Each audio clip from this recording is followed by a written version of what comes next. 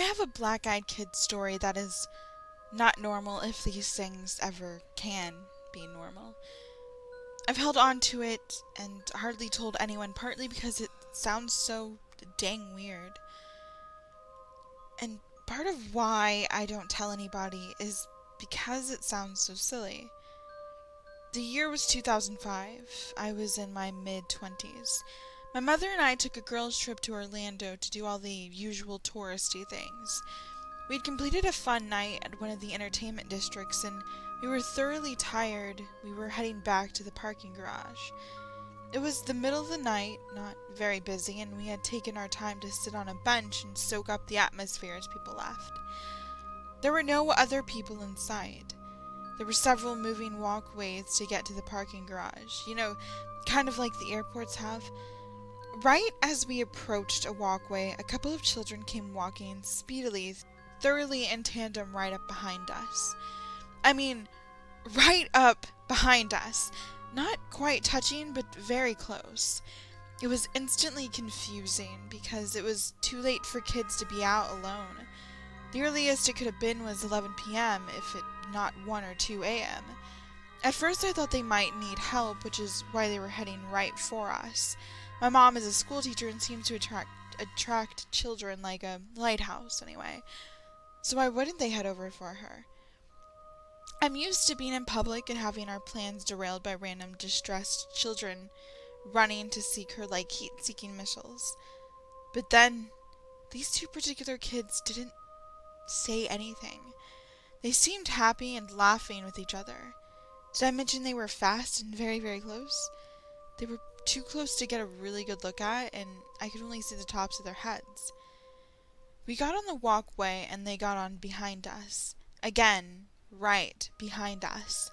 We scooted to one side to let them by, and they seemed happy where they were. But it was a super uncomfortable feeling. Have you ever gotten an icy, cold, sick feeling when you can tell the tone of someone's voice that you were about to get really bad news? The feeling where your knees are weak and your body demands that you sit down and your stomach feels like lead. Well, that was the feeling I had. Being a school teacher and not afraid to tell kids what to do, my mom kind of snapped her fingers at the child, face level, and motioned for them to go, but it was like they didn't even see her. She even leaned down a little over their heads and gave a teacherly, "Go on." She looked at me and shook her head, baffled. They kept right on looking and laughing airy laughs.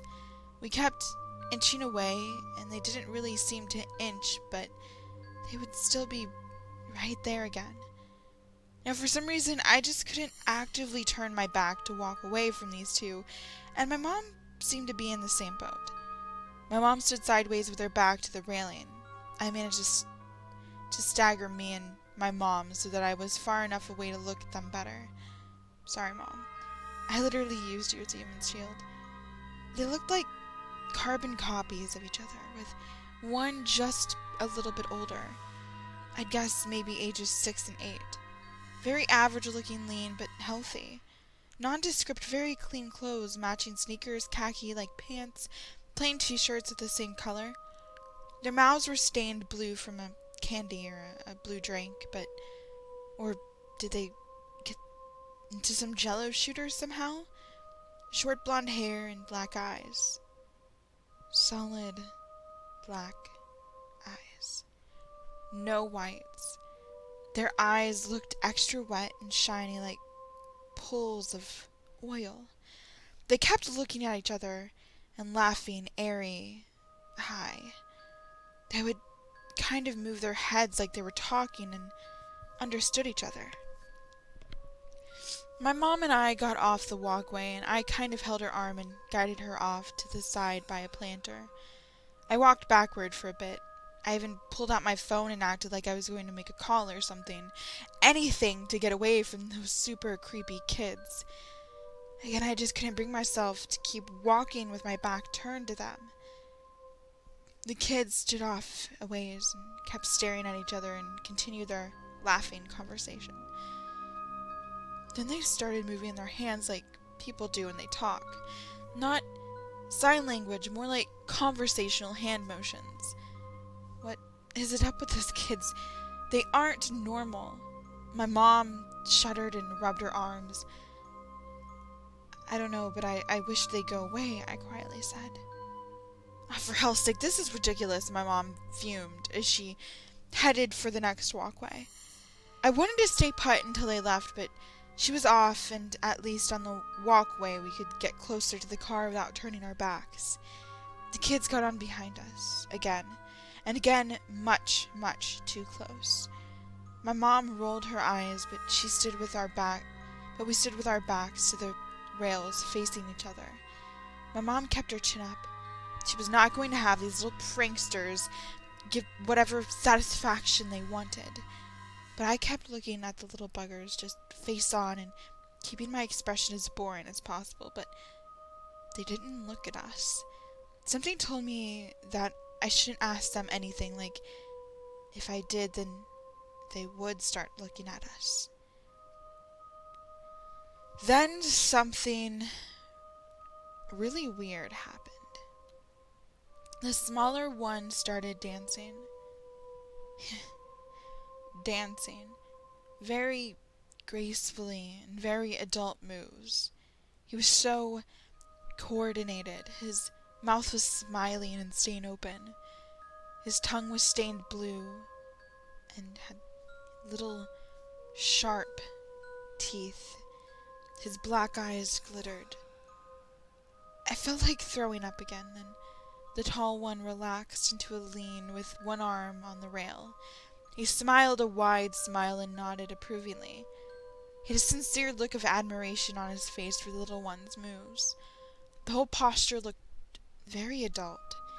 Then he, just as gracefully as the smaller one, hoisted himself to balance himself, one on the railway. He was on my mom's side, and when she scooted over because she couldn't take it, he lifted himself onto the hands and scooted his bum closer to her. Again, neither of them looked at us. Not even once. At the end of the walkway, my mom and I got off, and we seemed to make a silent pact to just make it to the car. We booked it. Just a few steps off the walkway, the kids were gone.